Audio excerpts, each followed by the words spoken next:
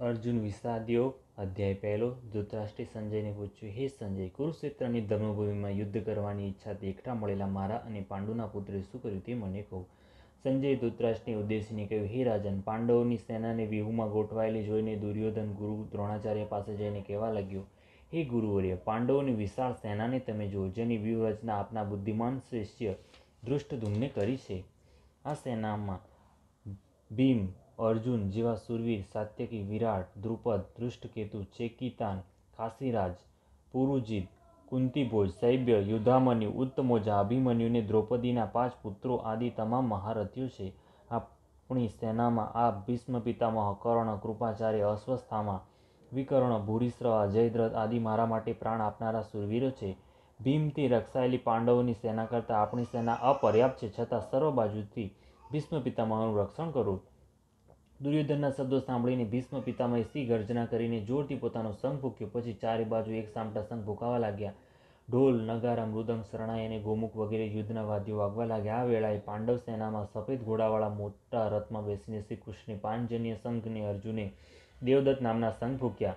ભીમે પૌંડ્ર, યુધિષ્ઠિરે અનંત વિજય, નકુલે સુઘોષ અને સહદેવે મણિપુષ્પક તેમજ કાશીરાજ, શિખંડીએ ધૃષ્ટદ્યુમ્ને, વિરાટે, સાત્યકીએ, દ્રુપદે, દ્રૌપદીના પુત્રોએ, અભિમન્યુએ પોતપોતાના શંખો ફૂંક્યા. આ બધા શંખોના ભયંકર અવાજથી પૃથ્વી આકાશ ધ્રુજી ઉઠ્યા. સાથે સાથે કૌરવોના હૃદયો પણ કંપાવા લાગ્યા.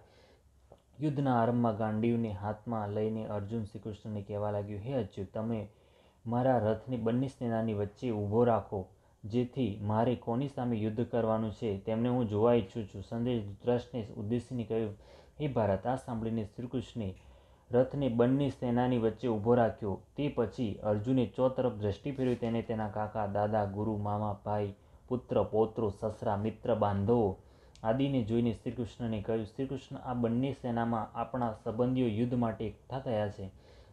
આ જોઈને મારા હાથ પગ ઢીલા થતા જાય છે, મોં સુકાય છે, શરીર ધ્રુજે છે, હાથમાંથી ધનુષ પડી રહ્યું છે ને મારા શરીરમાં આગ ઉઠી છે. મારામાં ઊભા રહેવાની શક્તિ રહી નથી, મને ચક્કર આવે છે. આ બધાને મારીને મને શું લાભ થવાનો? મારે વિજય જોઈતો નથી. રાજ્ય લઈને અમે શું કરીશું?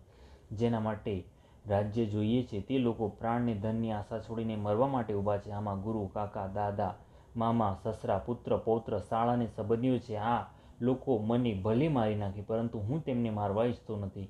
હું સ્વર્ગ, મૃત્યુ કે પાતાળ માટે પણ તેમને મારવા ઈચ્છતો નથી. હે જનાર્દન, ધૃતરાષ્ટ્રના પુત્રોને મારી નાખવાથી શું આનંદ મળે?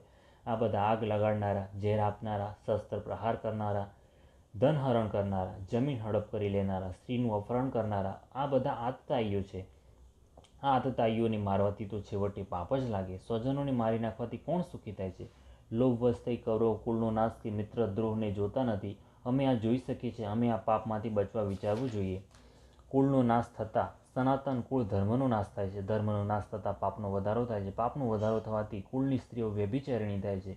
સ્ત્રીઓ વ્યભિચારિણી થવાથી વર્ણશંકર પ્રજા જન્મે છે. જે કુળમાં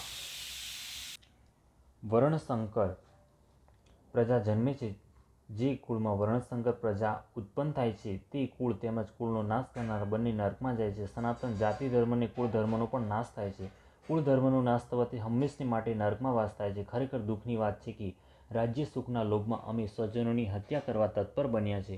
એનાથી ઉચિત તો એ છે કે કૌરવ શસ્ત્રોથી મને મારી નાખે. સંજયે ધૃતરાષ્ટ્રને ઉદ્દેશીને કહ્યું, હે રાજન, આમ કહીને તે પળે અર્જુન યુદ્ધભૂમિમાં ધનુષ બાણ મૂકી દીધા અને દુઃખી થતો તે રથમાં પોતાને સ્થાને પાછલી બેઠક પર આવીને બેસી ગયો. તે શ્રીમદ ભગવદ્ ગીતામાં શ્રી કૃષ્ણ અર્જુન વચ્ચે થયેલ સંવાદમાં અર્જુન વિષાદ યોગ નામનો પ્રથમ અધ્યાય સંપૂર્ણ.